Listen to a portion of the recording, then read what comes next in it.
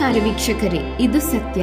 NASA ಗಗನಯಾತ್ರಿಗಳಾದ Sunita Williams ಮತ್ತು Butch Wilmore ಅವರನ್ನು ಸುಮಾರು 9 ತಿಂಗಳ ಕಾಲ ಅಂತಾರಾಷ್ಟ್ರೀಯ ಬಾಹ್ಯಾಕಾಶ ನಿಲ್ದಾಣದಲ್ಲಿ ವಿಸ್ತೃತ ಕಾರ್ಯಾಚರಣೆಯ ನಂತರ ಮಾರ್ಚ್ 2025ರ ಮಧ್ಯದಲ್ಲಿ ಭೂಮಿಗೆ ಮರಳಿ ಕರೆತರಲು ಸಿದ್ಧರಾಗಿದ್ದಾರೆ. ಮೂಲತಃ ಹಿಂದೆಯೇ ಹಿಂದಿರುಗಲು ನಿರ್ಧರಿಸಲಾಗಿದ್ದು, ಬಿಯೋಂಗ್ನ ಸ್ಟಾರ್ ಲೈನರ್ ಕ್ಯಾಪ್ಸೂಲ್ನ ಸಮಸ್ಯೆಗಳಿಂದಾಗಿ ಅವರ ಕಾರ್ಯಾಚರಣೆಯು ವಿಳಂಬವನ್ನು ಎದುರಿಸಿತು. ಇದು ಅವರ ಹಿಂದಿರುಗುವಿಕೆಗಾಗಿ ಸ್ಪೇಸ್ ಎಕ್ಸ್ ನ ಕ್ರೂ ಡ್ರ್ಯಾಗನ್ ಅನ್ನು ಆಯ್ಕೆ ಮಾಡಲು ನಾಸಾವನ್ನು ಪ್ರೇರೇಪಿಸಿತು. ಕ್ರೂ 10 ISS ನಲ್ಲಿ ವಿಲಿಯಮ್ಸ್ ಮತ್ತು ವಿಲ್ಮೋರ್ ಅವರನ್ನು ಬದಲಾಯಿಸಲು ಮಾರ್ಚ್ 12ರಂದು ಉಡಾವಣೆಯಾಗಲಿದೆ ಮತ್ತು 1 ವಾರದ ಅವಧಿಯ ಹಸ್ತಾಂತರದ ನಂತರ ಗಗನಯಾತ್ರಿಗಳು ಮಾರ್ಚ್ 19, 2025ರಂದು ತಮ್ಮ ಪ್ರಯಾಣವನ್ನು ಪ್ರಾರಂಭಿಸುತ್ತಾರೆ. ಅವರ ಹಿಂತಿರುಗುವಿಕೆಯು ವಿಶ್ವಾಸಾರ್ಹ ಸಿಬ್ಬಂದಿ ಸಾರಿಗೆ ವ್ಯವಸ್ಥೆಗಳ ಪ್ರಾಮುಖ್ಯತೆ ಮತ್ತು ನಾಸಾ ಮತ್ತು ಸ್ಪೇಸ್ ಎಕ್ಸ್ ನ ನಡುವಿನ ನಿರಂತರ